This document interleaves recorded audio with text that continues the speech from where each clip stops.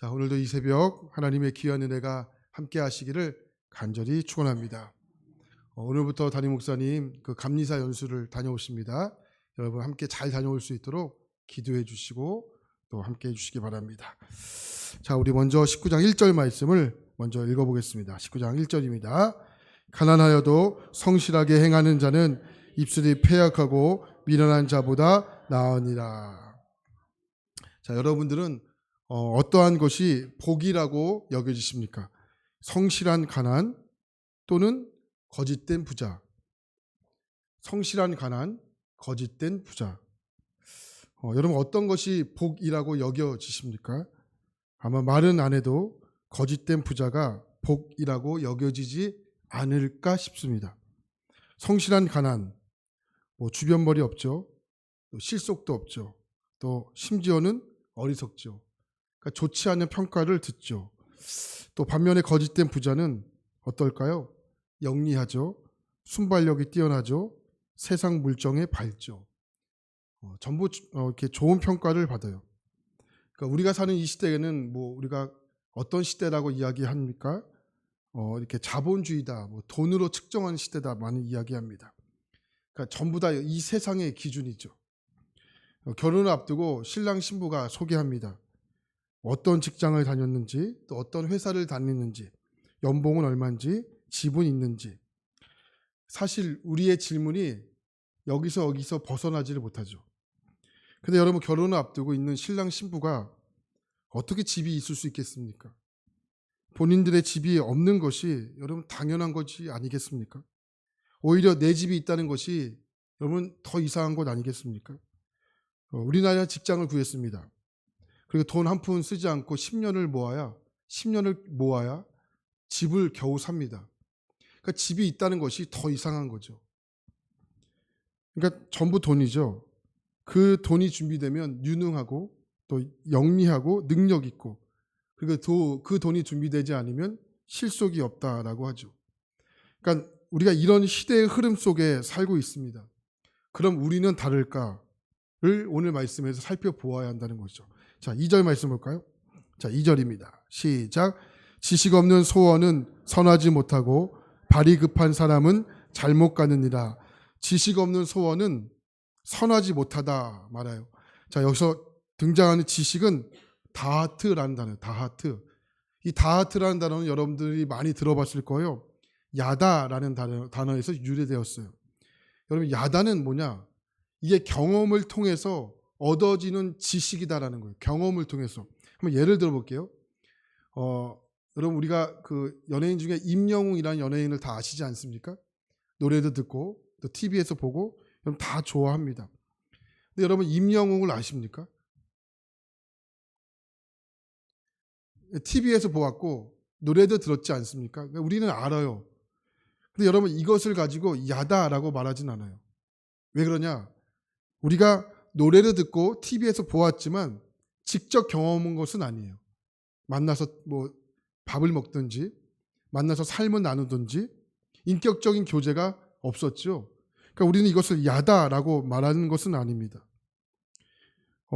그런가 하면 소원이라는 단어는 네페시라는 단어예요. 이 네페시라는 단어는 갈망한다, 또한 열심히 있다 이런 뜻이에요. 그러니까 말씀을 정리해 볼게요. 하나님을 야다, 경험 없이 자기의 열심으로 살면 어떻게 된다는 거예요? 선하지 못하다는 거예요. 자, 결국 끝이 좋지 않다는 거죠. 그 이유가 뭐냐? 발이 급한 사람은 잘못 가기 때문에 그렇습니다. 그러니까 조급함과 성급함이 있기 때문에. 자, 여러분 그래서 보십시오. 욕심으로 사는 사람은 급합니다. 또 화가 많죠. 왜요? 하나님의 뜻을 기다리지 않기 때문에 그렇습니다.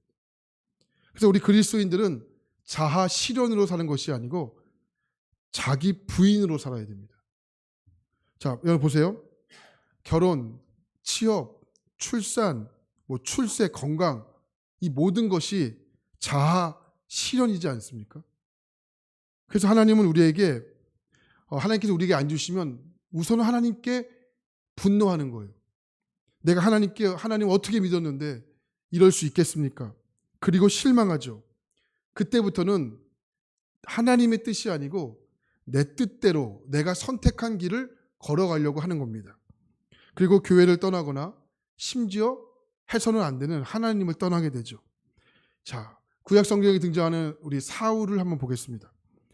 자, 사울이 하나님을 믿었죠. 그런데 블레셋이 쳐들어와요. 그리고 처음으로 이스라엘 백성들이 군대라는 것을 조직해요. 근데 군대를 모으니까 3,000명밖에 안 돼요. 여러분 3,000명이 군대입니까?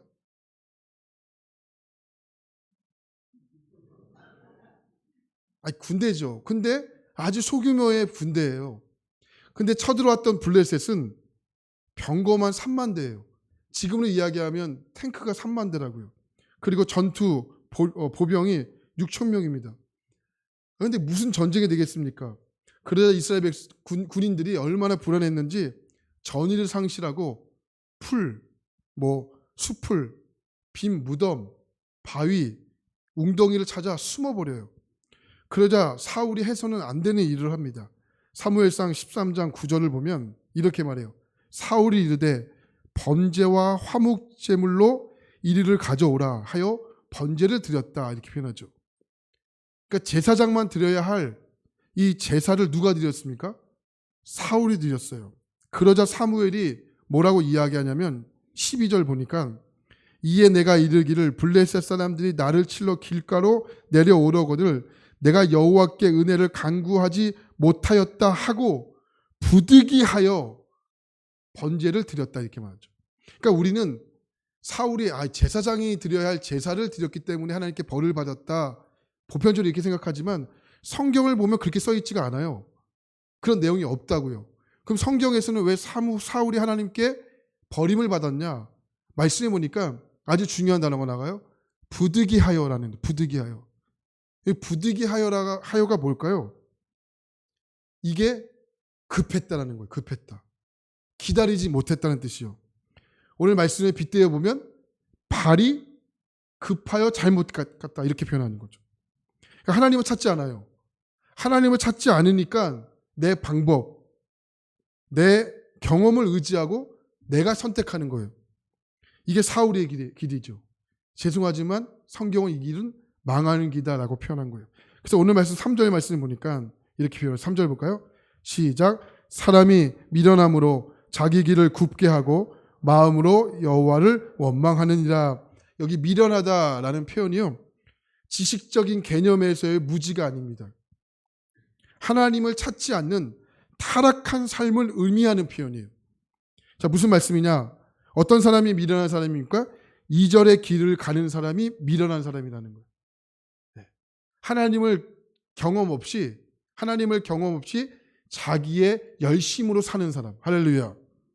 그래서 2절은 어떤 길이냐면 하나님을 믿지 않고 하나님을 경험하려 하지 않고 오직 내 열심, 내 생각, 내 경험, 내 판단으로 그 길을 가는 사람은 망한다라는 거예요. 할렐루야. 그럼 내가 하나님 없이 살았구나 깨달아야 하는데 어떻다는 거예요? 하나님을 원망해요. 그러니 얼마나 안타까운 일이겠습니까? 동물 중에 가장 모성애가 강한 동물이요, 곰이래요. 곰. 여러분, 이 암곰은요, 누구에게도 새끼를 빼앗기지 않으려고 필사적으로 자기 새끼를 보호합니다. 근데 성경을 보면 이렇게 이야기해요. 잠언 17장 12절 보면, 화면에 보면 같이 볼까요? 자, 잠언 17장 12절 시작. 차라리 새끼 앙검을 만날지언정 미련한 일을 행하는 미련한 자를 만나지 말 것이니라. 새끼를 빼앗긴 앙검을 만날지언정 누구를 피하래요? 미련한 사람은 피하래요. 그러니까 여러분, 이런 사람을 만나면 어떻게 해야 될까요? 빨리 도망가세요. 미련한 사람을 만나면 그냥 얼른 도망가세요. 미련한 사람이 새끼를 빼앗긴 앙곰보다 더 무섭대요.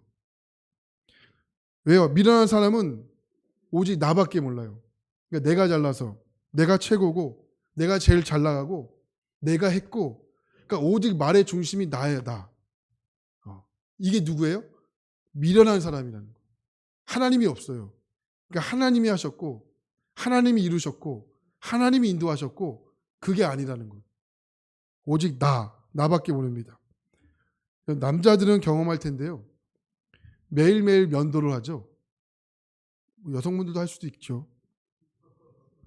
수염과 면도날의 관계를 아세요? 여러분, 수염의 강도보다 면도날의 강도가 대략 50배가 강하다고 합니다. 그러니까 면도날마다 다르지만 대략적으로 50배가 강해요. 근데 참 신기하죠. 면도날이 50배가 강한데 시간이 지나면 면도날이 무뎌져요. 면도날은 금속으로 날카롭게 연마해가지고 탄소막을 씌우는 과정을 통해서 만들어집니다. 그러니까 엄청 강하다는 거예요. 엄청 강해요.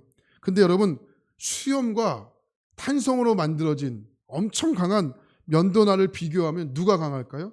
면도날이 훨씬 더 강해요. 몇 배? 50배 강해요. 근데 신기하죠? 그 강한 면도날을요, 하루하루 사용하고 또 사용하고 또 사용하고 수염에 노출되면 그 강한 면도날이 묻어져 가지고 수염을 깎지 못해요. 여러분, 작은 욕심, 우리의 수염이라고 한다면 그 욕심이 하루하루 쌓여진다고 생각해 보세요. 그럼 어떻게 되겠습니까? 어떻게 될까요? 여러분, 나를 마비시키는 거예요. 하나님의 말씀이요, 나의 욕심을 건드리지 못합니다. 깎지를 못하는 거예요.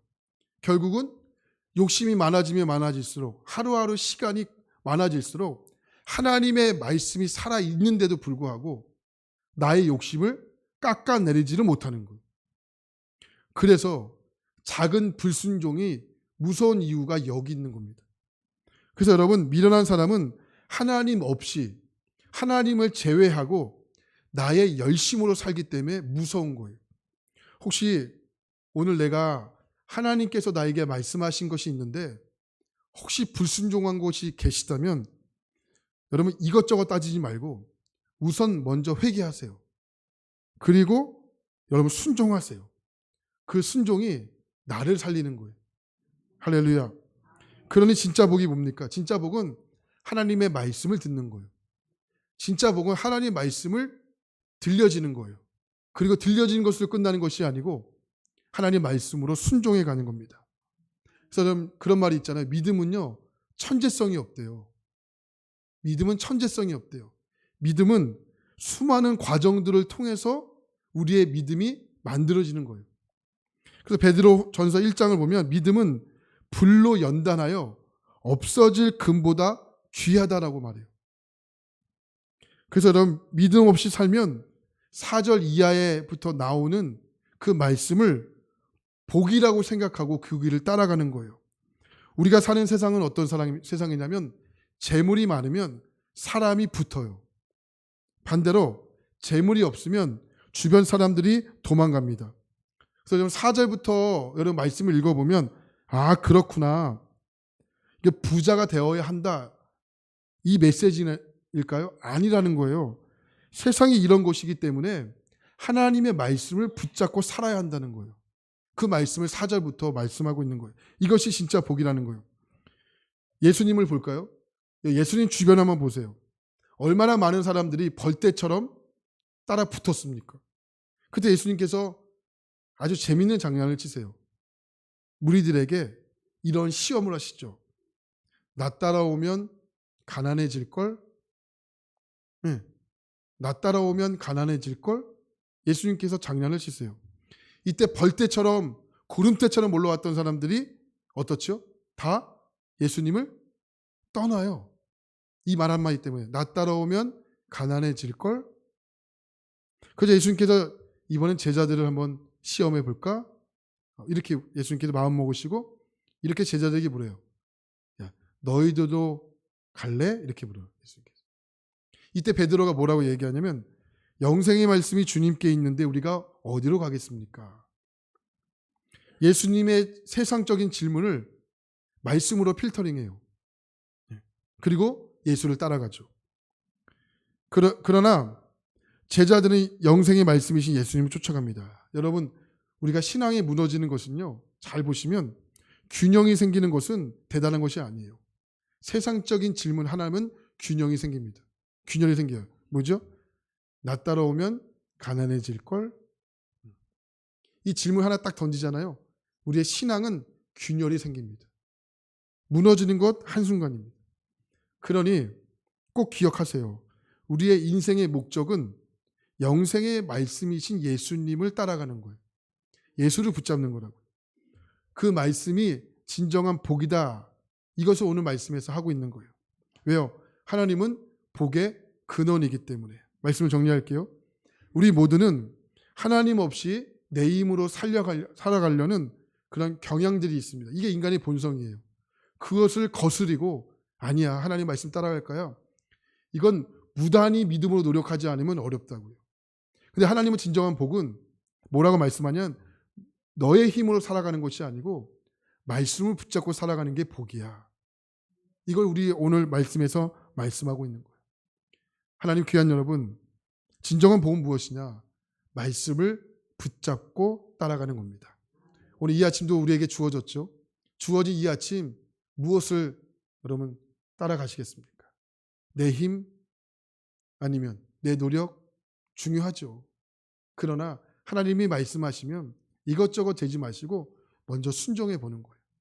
순종하지 않으면 이것이 하나님의 뜻인지 아닌지를 모른다니까요. 왜요? 마귀도 말을 해요. 하나님만 말씀하는 게 아니고요. 마귀도 이야기를 한다고요. 또 나의 자아도 이야기를 한다고요. 뭘 어떻게 하나님의 뜻인지 어떻게 알 수 있겠어요? 모른다고요. 신앙의 경력으로 안다고요? 이거 마귀가 제일 좋아하는 거고요. 모른다고요. 순종하지 않으면 몰라요. 순종해 봐야 아는 거야. 아, 이거 하나님 뜻이었구나. 아, 이게 마귀의 유혹이었구나. 순종하지 않으면 모릅니다. 느낌으로 안다고요? 이게 마귀가 제일 좋아하는 거라고. 제일 좋아하는 마귀의 뜻을 따라가지 마시고 오늘도 하나님 뜻이라면 이것저것 재지 마시고 우선 순종해 보는 거예요. 순종해 보면 아, 하나님 뜻이었구나. 그럼 하나님 영광 받으시겠어요? 할렐루야. 신앙은 천재성 있어요, 없어요? 신앙은 천재성이 없어요. 과정들을 통해서 신앙이 만들어지는 겁니다. 오늘 여러분들이 그런 과정 중에 있다면 여러분의 신앙을 주님께서 단단하게 연마해 주실 줄 믿습니다. 오늘 하루도 주님과 그런 동행하는 하루가 되어줄 수 있기를 간절히 축원합니다. 기도하겠습니다.